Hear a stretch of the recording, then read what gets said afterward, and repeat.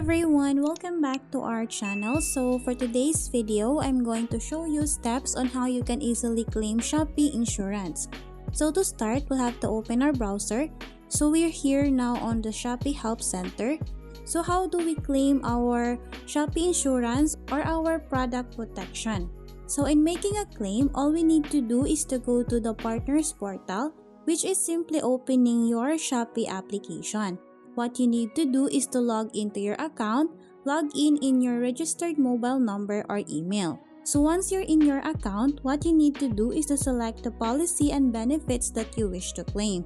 And then after that, you'll have to provide necessary details like providing a photo of the damaged device or product. You will also have to provide a photo of the serial number with ID as a proof.